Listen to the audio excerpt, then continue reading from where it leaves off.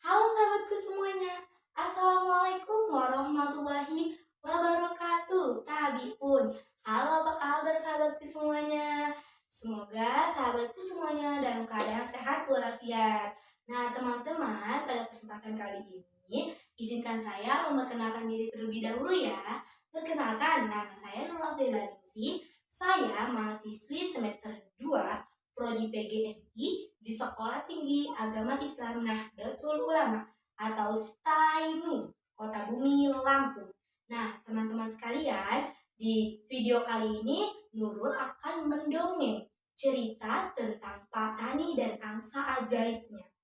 Nah, teman-teman sekalian, kenapa sih Nurul buat video kali ini? Karena video ini berfungsi untuk memenuhi tugas ujian tengah semester yang sedang Nurul jalani dengan mata kuliah Bahasa Indonesia dan dosen pengampunya Ibu Socha Anggraini MPD. Nah, teman-teman yang ada dimanapun berada, jangan lupa like, comment, and subscribe-nya ya sebelum menonton video Nurul. Pada suatu hari teman-teman, hiduplah seorang pak petani yang tinggal sendirian di rumah gubuk tuanya. Pak petani tidak memiliki keluarga dan pastinya Pak petani tidak memiliki istri, tidak memiliki anak, dan tidak memiliki sanak saudara. Jadi Pak petani tinggal seorang diri di rumah tuanya di tengah sawah. Suatu ketika di pagi hari, Pak petani enggan untuk berjalan menuju sawah. Nah, sesampainya di pertengahan menuju persawahan, Pak petani melihat seekor angsa, teman-teman. Maka dari itu, tindakan yang Pak petani lakukan, ia segera mengambil angsa tersebut dan membawa angsa tersebut pulang ke rumahnya. Wah, cuaca hari ini sangat cerah sekali ya. Aku akan segera bergegas menuju sawah. Loh, kok ada angsa? Di mana kawan-kawan angsa ya? Ya ampun, apakah angsa ini tersesat? Kasihan sekali. Aku akan membawa angsa tersebut pulang agar ia mendapatkan tempat ternyaman.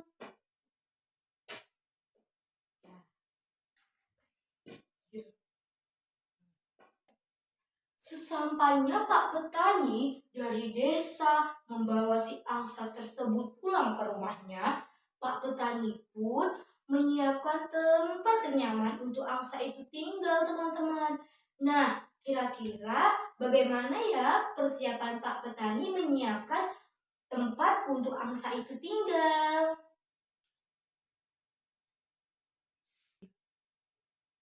Aku akan membuatkanmu tempat ternyaman, Angsa. Kali ini kamu memiliki rumah baru. Semoga kamu menjadi angsa yang tumbuh dengan sehat dan besar. Kalau kamu akan melahirkan keluarga anakmu. Selamat tinggal di rumah baru, angsaku. Kamu akan menjadi teman baikku.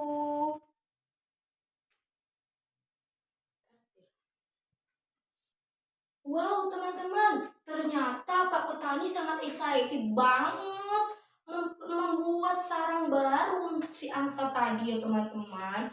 Nah, ternyata keesokan paginya angsa tersebut bertelur teman-teman. Dan lebih mengejutkannya, telur yang dikeluarkan dari angsa tersebut adalah telur emas teman-teman. Pak Petani sempat bingung dan berpikir, apakah benar telur dari angsa ini adalah emas? Nah, jadi karena dalam hati Pak Petani terus bertanya, apakah ini telur emas? Maka dari itu Pak Petani pun setelah memegang dan mengamati telur tersebut, Pak Petani pun berjalan menuju ke pasar untuk menemui toko emas yang ada di pasar agar Pak Petani bisa memastikan apakah telur tersebut benaran telur emas ya teman-teman. Wah, aku juga jadi bingung nih. Masa iya angsa bertelur emas? Nah, teman-teman sekalian bingung nggak sih? Bertanya-tanya nggak sih? Bener nggak ya angsa itu adalah telur emas? Aku akan melihat menggigit angsaku ke kandangnya. Halo, selamat pagi angsaku. Apakah sudah makan?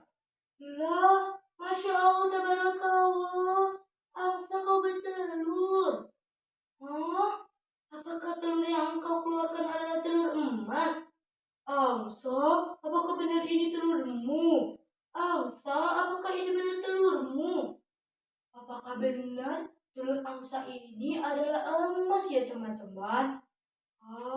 Aku sangat bingung. Apakah benar ini telur emas? Apakah aku akan bertanya ke toko pasar, memastikan apakah benar ini telur emas? Aku akan bergegas menuju ke pasar.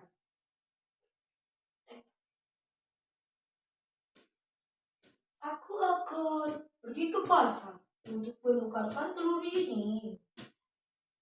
Tok tok tok, Pak, Pak, apakah benar telur angsaku ini adalah telur emas?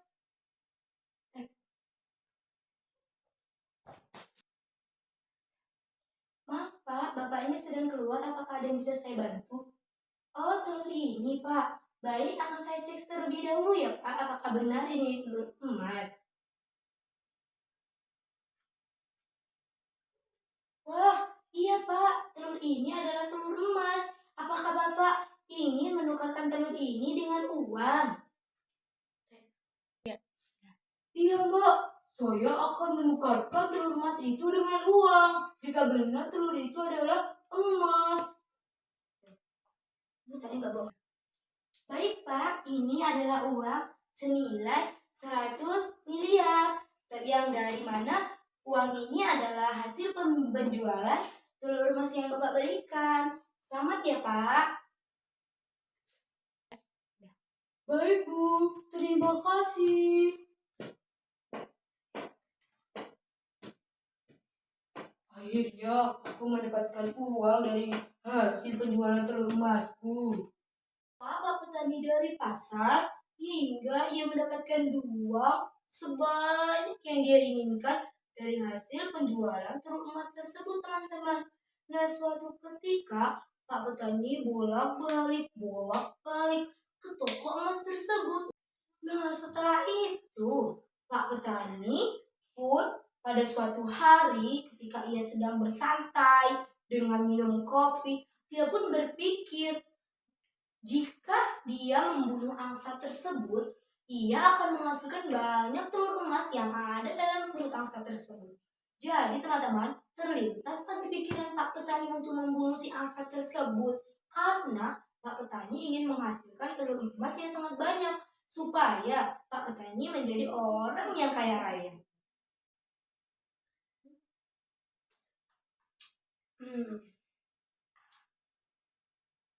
Apakah aku membunuh angsa ini saja ya? Setelah aku pikir-pikir, kalau aku membunuh angsa tersebut, aku akan mendapatkan telur emas yang sangat banyak. Dan aku akan menjadi petani yang kaya raya. Apakah benar ya? Aku akan membunuh angsa ini. Keesokan harinya, Pak Petani pun melaksanakan apa yang telah hasil dari pikiran tersebut. Pak Petani pun keesokan paginya membawa angsa tersebut ke belakang rumahnya untuk disembelih teman-teman. Kasihan sekali ya angsa tersebut akan disembelih oleh Pak Petani. Pak Petani pun menyembelih angsa tersebut dengan hati yang gembira karena ia berharap ia akan mendapatkan telur emas yang sangat banyak dalam perut angsa tersebut.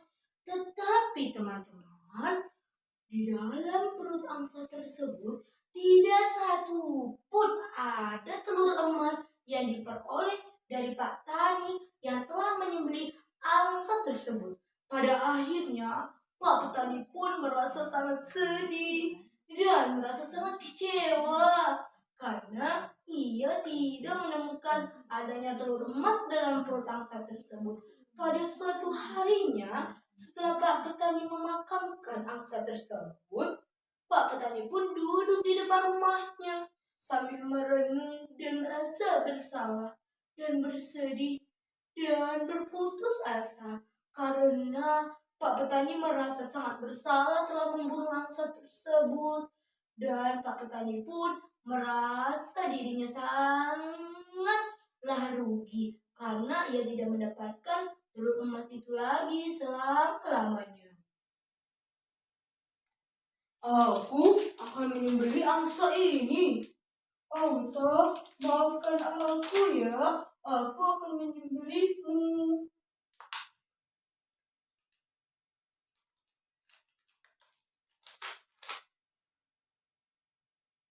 Apa ini?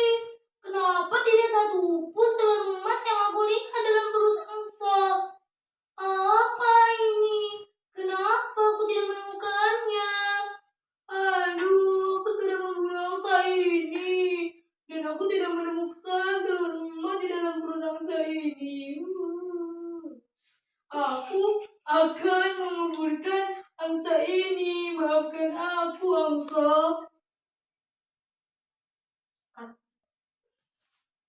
Andai aku tidak membunuhmu, angsa, aku pasti masih memiliki telur emas yang telah engkau telurkan. Angsa, aku sangat merindukanmu. Andai saja waktu itu aku tidak menuruti keinginan kesalahanku yang telah membunuhmu. Aku sekarang kehilangan teman baik sepertimu. Maafkan aku, angsa. Kat. Hai teman-teman, kita kembali lagi dengan aku Nurul. Gimana teman-teman? Dengan hasil dongeng yang udah aku saksikan tadi. Nah, tentunya semoga harapan Nurul teman-teman terhibur ya. Nah, pelajaran yang dapat kita ambil dari dongeng yang Nurul saksikan tadi adalah kita sebagai manusia harus pandai bersyukur karena apa yang telah Allah berikan kepada kita adalah yang terbaik untuk kita. Dan kita jadi manusia tidak boleh serakah ya teman-teman. Karena sikap keserakahan itu akan merugikan diri sendiri. Seperti cerita dongeng tadi teman-teman. Karena sikap serakahnya Pak Petani, akhirnya dia tidak mendapatkan telur emas lagi yang bernilai miliaran juta. Nah maka dari itu ya teman-teman, ingat jangan menjadi orang yang serakah. Karena orang yang serakah akan menyesal hidupnya di kemudian hari. Oke teman-teman, sampai jumpa di video selanjutnya ya teman-teman. Jangan lupa subscribe, comment, and like-nya ya teman-teman. Bye-bye, sampai jumpa di video selanjutnya.